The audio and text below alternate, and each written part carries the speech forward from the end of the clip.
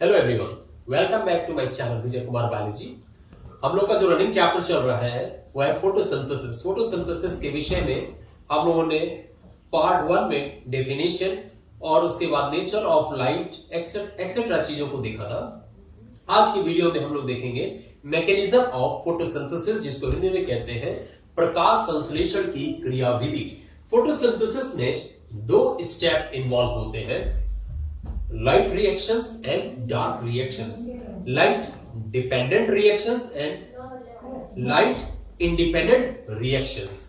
So सबसे पहले हम लोग शुरुआत करते हैं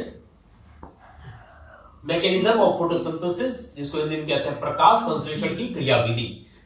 मैंने आपको बताया था कि फोटोसिंथेसिस में दो स्टेप इन्वॉल्व होते हैं, लाइट रिएक्शंस जिसको हिंदी में कहते हैं प्रकाशीय अभिक्रियाएं, और दूसरा है डार्क रिएक्शंस जिसको हिंदी में कहते हैं अप्रकाशीय अभिक्रियाएं।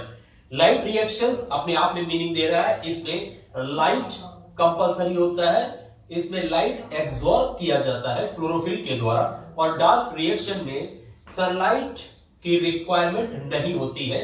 जितनी भी रिक्वायरमेंट है वो लाइट रिएक्शन में ले ली जाती है। डार्क रिएक्शन का मतलब ये नहीं है कि अंधेरे में हो रही है, इस चीज का ध्यान रखिएगा। बहुत सारे स्टूडेंट कहते हैं डार्क रिएक्शन मतलब है अंधेरे में हो रही है। No, it is wrong. Dark reaction का मतलब होता है कि they are independent reactions, they do not require sunlight. So light reaction होता क्या है, इसको हम लोग देख लेते हैं। Light reactions were first of all reported by Robin Hill in 1839. So these are also known as Hill reactions.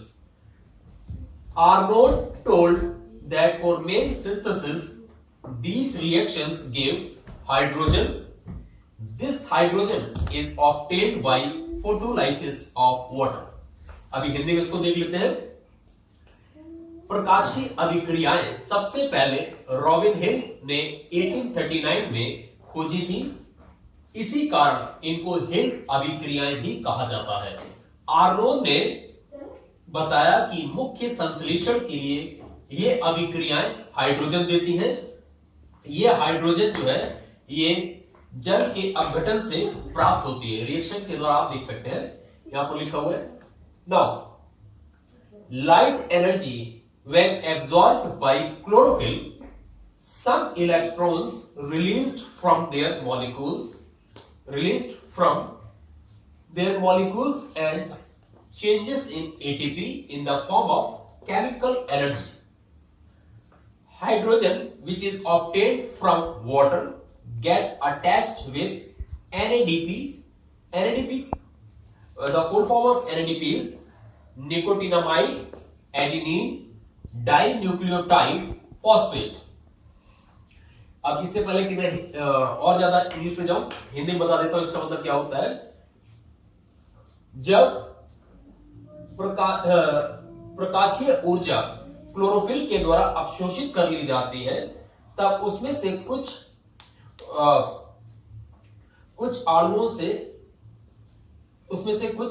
Electrons के अणु निष्कासित होते हैं और एटीपी के रूप में रासायनिक ऊर्जा में बदल जाते हैं, तथा हाइड्रोजन जो वाटर से प्राप्त होता है एनएडीपी के साथ जुड़ जाता है। एनएडीपी क्या होता है, इसका फुल फॉर्म मैंने लिखा है, nicotinamide adenine dinucleotide phosphate. Now इस तरीके से ये समीकरण बनकर हमको मिल जाता है 2ADP plus 2P plus 2NADP plus 4H2O gives 2 ATP plus oxygen plus 2 NADPH2 plus 2 H2O. Arnold ने इसको फोटोसिंथेटिक फॉस्फोरिलेशन कहा। It is known as photosynthetic phosphorylation. Now इसमें होता क्या वो देख लेते हैं। In this process along with one molecule of oxygen, 2 molecules of NADPH2 and energy collects to form molecules of ATP. In this, oxygen liberates and the remaining carbon dioxide participates in fixation, which takes place in the stroma part of chloroplast. Hindi में देख लेते हैं। अभी मैंने आपको बताया कि इस समीकरण को प्रकाशीय फॉस्फोरिलीकरण कहते हैं। इसमें ऑक्सीजन के एक अणु के साथ दो अणु NADPH2 के तथा ऊर्जा एकत्रित होती है और ATP के अणु बनाती है, जिसमें ऑक्सीजन मुक्त हो जाती है या निकलती है तथा बाकी बची हुई कार्बन डाइऑक्साइड स्थिरीकरण या कार्बन डाइऑक्साइड फिक्सेशन में इस्तेमाल होती है, जो कि क्लोरोप्लास्ट के स्ट्रोमा पार्ट में होती है। So dark reaction takes place in the stroma part of chloroplast। इस चीज का याद रखिए। यहां पे लिखा it should be noted that light reactions are very special reactions which takes place in the photoact 1 and 2 in the grana part of chloroplast। प्रकाशीय अभिक्रियाएं बहुत ही स्पेशल या विशेष प्रकार की अभिक्रियाएं होती हैं जो हरित लवक के ग्रेना पार्ट के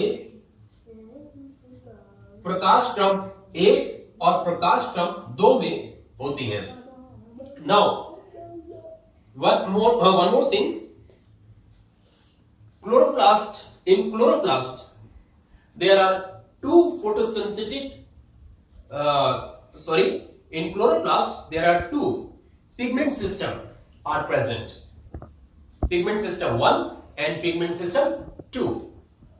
पिगमेंट सिस्टम 1 में जो प्रोसेस यूज होते हैं, जो प्रोसेस होती हैं, ये फोटो एक्ट 1 कहलाते हैं। फोटो एक्ट 1 में विशेष प्रकार के क्लोरोफिल के मॉलिक्यूल्स जो होते हैं वो लिबरेट होते हैं, जो कि P700 होते हैं। इसमें एनर्जी जो होती है बहुत ज्यादा होती है और ये धीरे धीरे इलेक्ट्रॉन ट्रांसपोर्ट सिस्टम की ओर बढ़ते हैं और एटीपी के रूप में इनसे एटीपी के मॉलिक्यूल्स बनते हैं। फोटो एक्ट 2 की अगर हम बात करते हैं, फोटो एक्ट 2 में एटीपी के मॉलिक्यूल्स तो बनते हैं, लेकिन वाटर का डाइसोसिएशन होता है, जिससे हाइड्रोजन अलग हो जाता है और NADPH2 के लिए सिंथेसिस के लिए जो है वो एनर्जी प्राप्त होती है, आप कह सकते हैं कि उसको ऊर्जा मिलती है। और उसके बाद फोटो एक्ट 1 जो है धीरे धीरे इलेक्ट्रॉन ट्रांसपोर्ट सिस्टम की ओर आगे बढ़ने लगता है। इस प्रकार से फोटो एक्ट 1 जो है वो साइक्लिक होता है और फोटो एक्ट 2 जो है वो नॉन साइक्लिक होता है।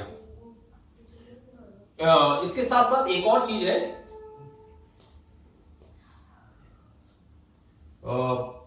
इस चीज का याद रखिएगा कि एटीपी का जो फॉर्मेशन होता है वो ना केवल क्लोरोप्लास्ट के अंदर होता है, लेकिन माइटोकॉन्ड्रिया के अंदर भी होता है। इसीलिए सेल चैप्टर मैंने आपको बताया था, mitochondria is called power house of the cell. So इस वीडियो में हम लोगों ने देखा लाइट रिएक्शन के विषय में, लाइट रिएक्शन किस प्रकार से होता है।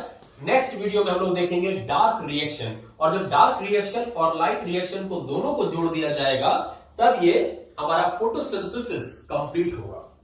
सो go through this video carefully, watch it thoroughly, and if you have any doubt let me know. Thank you.